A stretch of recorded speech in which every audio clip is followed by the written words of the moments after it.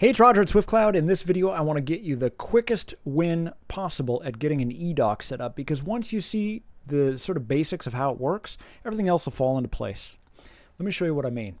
So here's what the document's going to look like on a front end, and just like the simplest possible doc. And on the back end, notice that we have a back end and front end, right? So just like WordPress or anything like that, there's a back end that only you can edit, that you have to be logged into, and then there's the public facing side of things. That's the most common way. So on the back end, these fields are generated using shortcodes, and up here is really where you can generate those. And so typically what happens is usually when documents come to us and we're setting them up, it looks like this. So we take it out of some Word doc or something like that from the 1980s, and it's got a document and it's got an underline field like that. So all we literally do is go here, we select the underline, we take that and we'll go and replace that. In this case, name both. Now, SwiftCloud is smart in that it will actually generate a contact. So let me go back to, it does have a contacts list, and then on it, there's a full CRM. So the advantage to doing so is then you can set up different automation, and it'll store and it can flow into your marketing. There's big advantages to doing so long term. So it's really just like a whole contract automation platform, not just simple e-sign, right? So the e-sign is kind of the beginning of a customer journey. A lot of times you want people to review and to feed into marketing, stuff like that. So, and this CRM is built into the platform. I can actually email this guy, in that case me, from here if I wanted to. We'll soon even have phone calling. We do have SMS via Twilio, that kind of thing. I can keep adding more fields about information like their social media, and then system will soon be able to query using AI their social media. I'm way off the rails. I can upload files and share it to them. You get the idea. Okay, so back to the actual document. You really just need to know three things. If you just know three things, the system will be super useful to you to actually create documents. You are able to have multiple documents. Really, you can have unlimited. We can see what's happening in the system, but we don't charge for more documents right now at this time. So all you got to do is get logged in, and on the left side, you'll see what looks like 3 dinner plates. Go ahead and click that. Click on Drive, and then once you do, up here in the orange button, go ahead and click on Doc. For now, use eSign v2 Legacy. So that's version 2 Legacy. The version 3 system is coming soon. We're going to train an AI model, basically, to rip out the underline and replace it with a field. We're not quite there yet. So I'm recording this December 2023. Then go ahead and for now just use v2 Legacy. Once you do, it's going to dump you on a document that looks something like this. And like I said, all you got to do is just take all the underlined portions, like so. It's going to come through something like that, like you're going to presumably copy it and paste it out of something else. Then you just take that and highlight it, rip it out. We'll go here and we'll go email. All right, so how does it know that your client is the client, right? What if they're the participant? What if they're the borrower? What if they're the patient? You can set that, and we encourage you to do so. We hope you do so. We also want the logo to be your logo so that people feel like they're in the right place. So all you got to do is down here in the lower left, there's a gear. Go ahead and click on General Settings, and what we'll do is we'll open that up. I'm going to skip all of this. Make sure and do fill it out. Some of this stuff is legally important. So for example, the address needs to be there so that later when we send an autoresponder of, hey, here's the doc that you signed, this needs to be on there. That's important for spam compliance. So make sure and just fill that out, right? You can also set your username and set up your company and give yourself a profile photo, stuff like that. Down here, about your business, right? You also have language and location. That's important for time zone and for settings and language. Make sure that stuff is correct. It's probably automated already. It's probably there.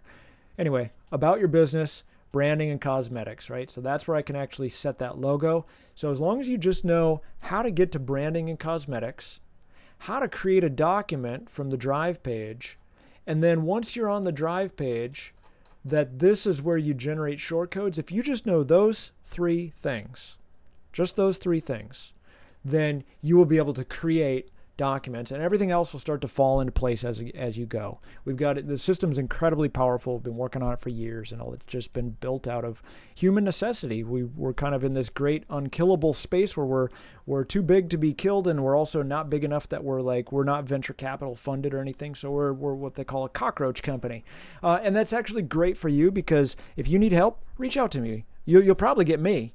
And I'm happy to help. I want to make sure that you get the support that you're looking for and are successful with the platform. So we are at an exciting time. We just rolled out SwiftCloud 3.0, and we were purposely out of the market. So we were kind of not marketing for really about 22 months.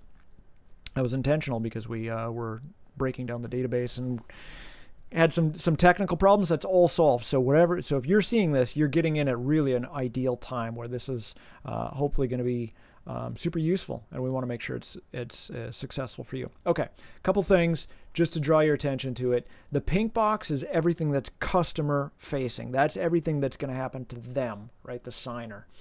Everything in the blue box, that's for you. What do you want to happen with this data? Like, okay, once somebody signs, what should happen? Well, presumably, we want them to, let's say, get saved into my incoming drive on my folder, right? So that's there, like so. So I have a folder called incoming. System will think. I got to click on files. John Doe workroom. I just signed that minutes ago.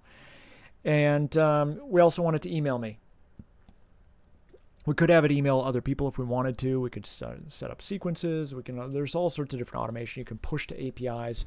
For now, we're going to keep it simple, right? We're going to have them add to the address book. That got done, right? So that's here, right? So John Doe actually is the one that I signed just minutes ago doing this video. And then notice that this is linked, right? So down here, we have John Doe workroom. That goes to that. And that's super useful because if you have one participant, one person sign 17 different documents, they're all going to be linked in that workroom, right? And that's so super useful. You can store additional information about this client and that kind of thing. All right, so in this case, it'll email me a PDF. I already got that. If you wanted to control the URL, you can. You can just also leave it as the default. The preview is important right now because we do have the option to map it. So right now, you do have the option to map it. You have to reach out to us. We have to set up some things, basically a CNAME. But if you know what that is, and you can have it that way, you could have it something like secure.yourdomain.com. Down here, there's a bunch of additional options. You probably don't need any of it, but feel free to play with it. You're not going to break anything. And you can, for example, set the privacy and who can share and what's going to happen with the document. Dynamic data is, for example, if your document contained, let's say, live stock quotes within the document. So it's used for typically making dashboards and stuff like that. You can tags, that's really just for you. That's to keep your stuff organized, that sort of thing. You do have options with regards to the PDF. So, for example, just in the data. We have some clients who didn't want to even generate a PDF that was originally made for a water park that needed 1,000 signatures per day. They just wanted speed. And so they didn't need the PDF. And then if somebody slipped and fell and they had a problem, then they could go back and generate the PDF later. Or if somebody requested it, they'd be happy. It was an automated system if they requested it. But that way it takes up less drive on the space, and we charge for it differently for high speed. But most people just leave it in social, and most people send me the PDFs as people sign. That's what most people want. And like I said, we do have a bunch of different types of documents. Okay, that's enough. I can go on and on for literally hours about this. So all you need to know are those three things. Go here to make a document, right? You can even go here. From there, you can actually generate the shortcodes from here, right? Make sure and include email, otherwise it won't email the person. And then from the branding, you just have to go here, general settings, and then about your company. That's it. Welcome.